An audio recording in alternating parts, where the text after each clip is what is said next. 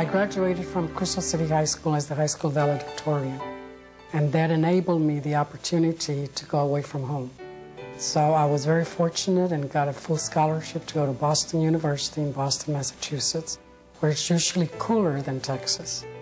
And there, even though I was in Boston, I was not able to get away from the Texans.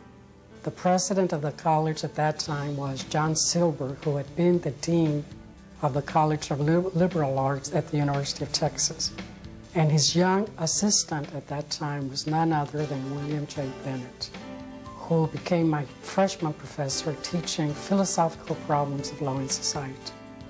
And then one day he became Secretary of Education, and I went and worked with him for 4 years.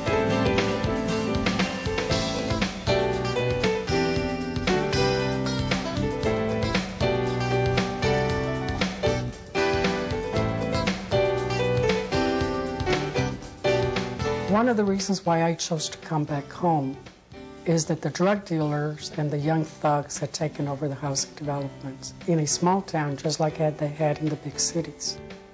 And I remember my mother calling me sometimes at 5, 6 in the morning that she couldn't get anyone to help stop all of this. And then when we talk about family values, one of the things that we quickly realized that sometimes family values mean having to come back home. And I know that there's an old saying that says you can never go back home again. Well, I chose to prove that wrong. I did pay a price for it. People don't like it when you come back home to throw out the thugs and the drug dealers.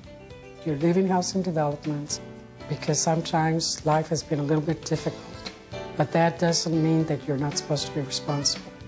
And one of the things that I worked very closely with both our U.S. senators as well as the congressmen was to change the laws for the entire country. And we used the example here at the Crystal City Housing Authority, which is a small microcosm of the world. But through that, we were able to get the one strike and you're out, the community service, which means that if they're not going to school, if they're not working, they must do community service. They must do something for living in the projects. So instead of the kids being outside getting in trouble, we have something like 15 of the young ones between 16 and 18 years old actually help paint the outside of the homes. Now, by doing that, you realize it was very hot today. I think it's about 100 degrees already. That teaches the kids why it's important for them to finish school.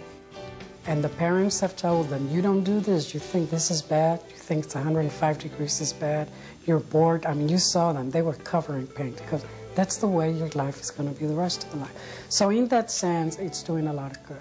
And now the elderly don't feel afraid anymore. If there are any speeding cars after 10 o'clock or the horns honking, those little old ladies will get on the phone to the police, and just the way it used to be done in the old days. So to me, that was part of family values, which is sometimes you have to give up part of your career to come back home and clean up the mess.